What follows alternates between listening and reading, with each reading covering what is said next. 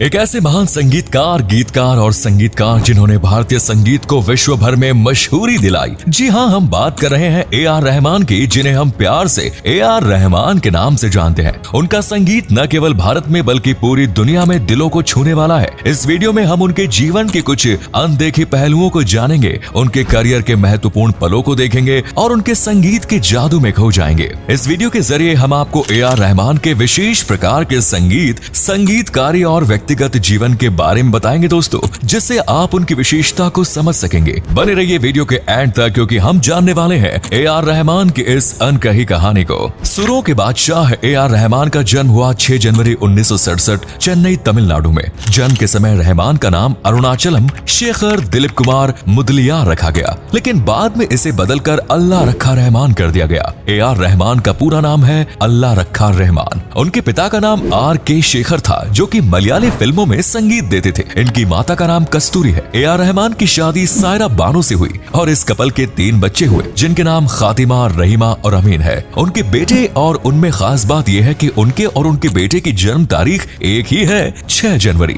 उनकी बेटी खतीजा की सगाई भी हो चुकी है और खतीजा के मंगेतर का नाम है रियासुद्दीन शेख मोहम्मद। वहीं उनके बारे में सबसे दिलचस्प तथ्य ये है कि भारतीय फिल्म जगत में अपनी गायकी और एक्टिंग की प्रतिभा का लोहा मनवाने वाले लेजेंडरी एक्टर दिलीप कुमार की पत्नी और ए.आर. रहमान की पत्नी, दोनों का नाम सायरा बानो है। जब ए.आर. रहमान की उम्र केवल 9 साल की थी, तभी उनके पिता की मृत्यु हो गई। इसके बाद में ए.आर. रहमान ने अपने पिता के वाद्य यंत्रों को किराए पर देकर अपना घर चलाना शुरू किया। ये कहना गलत नहीं होगा कि ए.आर. रहमान को संगीत अपने पिता से विरासत में मिला। उन्होंने संगीत की शिक्षा मास्टर धनराज से ली। इसके बाद अपने बचपन के दोस्त शिवमणि के साथ मिलकर केवल 11 साल की उम्र में ही बैंड रूट्स के लिए कीबोर्ड बजाना शुरू किया। इसके साथ ही ए.आर. रहमान ने मलयालम ऑर्केस्ट्रा भी बजाया। साथ ही उन्होंने दूसरे संगीतकारों के साथ भी काम करना शुरू किया। एक बच्चे के तौर पर उन्हें दूरदर्शन वंडर्स बलून में देखा जा सकता था, जहां एक ही समय में एक साथ 4 कीबोर्ड बजाने के लिए वो प्रसिद्ध थे। रहमान एक कंप्यूटर इंजीनियर बनना चाहते थे। रहमान ने कम उम्र में ही इलियाराजा के बैंड के लिए भी काम करना शुरू किया। इस कारण ही ए.आर. रहमान को चेन्नई के बैंड नेमेसिस एवेन्यू की स्थापना का श्रेय भी दिया गया। ए.आर. रहमान कीबोर्ड के अलावा पियानो, हारमोनियम और गिटार भी बजा लेते हैं। जब रहमान एक बैंड ग्रुप में काम कर रहे थे, तब उन्होंने लंदन के ट्रिनिटी कॉलेज ऑफ म्यूजिक से स्कॉलरशिप भी प्राप्त की। यहाँ से रहमान को पश्चिमी शास्त्रीय संगीत में डिग्री भी मिली। ए.आर. रहमान के संगीत करियर की शुरुआत साल 1992 में हुई, जब उन्होंने अपने घर के पीछे मौजूद स्टूडियो में काम करना शुरू किया। इस स्टूडियो का नाम पंचाथान रिकॉर्डिंग था। तब जैसे जैसे समय बदल रहा था और दुनिया बदल रही थी, उसके साथ में ही ये रिकॉर्डिंग स्टूडियो भी भारत का सबसे लोकप्रिय स्टूडियो बन गया। यहाँ काम करने के साथ ही ए.आर. रहमान ने इंडियन टेलीविजन और विज्ञापनों में भी काम करना शुरू किया। रहमान ने अपने दर्शकों को न केवल हिंदी संगीत दिया, बल्कि अपना पहला गाना एक तमिल फिल्म रोजा के लिए गाया। इस गाने से ही रहमान का फिल्मी करियर भी शुरू हुआ और इस फिल्म के लिए उन्हें रजत कमल पुरस्कार से सम्मानित किया गया। यहाँ काम करने के बाद ए.आर. रहमान ने पहली बार हिंदी फिल्म रंगीला में काम किया और अपना संगीत दिया। ए.आर. रहमान खुद एक बहुत बड़ा नाम बन चुके हैं और कई हिट गाने दे चुके हैं। अपने गानों से ही रहमान को देश ही नहीं, विदेशों में भी पहचान मिली। रहमान ने संगीत की दुनिया में 100 से भी अधिक गानों में संगीत दिया है। ये गाने कई भाषाओं में मौजूद है। उनके इन गानों में कई बड़ी बड़ी फिल्में जैसे रोजा, बॉम्बे, दिल से, लगान, ताल, वंदे मातरम आदि शामिल है। साथ ही ऐसी भी फिल्में हैं जिन्होंने वैश्विक लेवल पर कमाल किया, जिनमें जोधा अकबर, रंग दे बसंती, दिल्ली 6, स्लम डॉग मिलियनेयर आदि शामिल है। ऐसा नहीं है कि ए.आर. रहमान ने केवल फिल्मों में ही हिट गाने दिए, बल्कि इसके साथ ही उन्होंने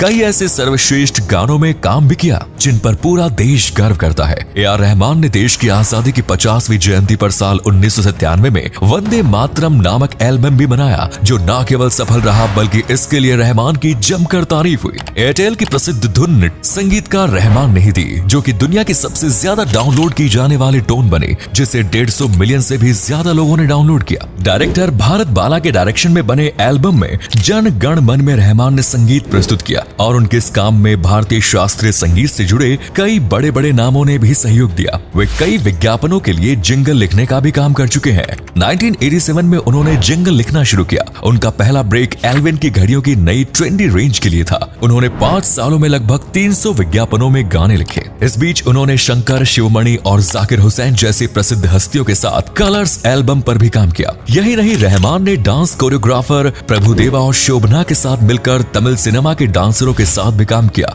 यही नहीं, वे माइकल जैक्सन के साथ स्टेज प्रोग्राम भी कर चुके हैं। साल 1984 की बात है, जब रहमान की बहन बीमार थी। इसी दौरान ही उनका परिचय कादरी इस्लाम से हुआ। इसके बाद ही ए आर रहमान ने अपनी माता के धर्म में, अपने साथ ही अपने परिवार को भी मुस्लिम धर्म में बदलने का फैसला कर लिया। इस दौरान ए आर रहमान की आयु केवल 23 साल थी। इस दौरान ही उन्होंने अपना पूरा नाम रखा अल्लाह रखा रहमान। संगीतकार रहमान को वर्ल्ड म्यूजिक में अपने योगदान के लिए स्टैनफोर्ड यूनिवर्सिटी से सम्मानित किया गया।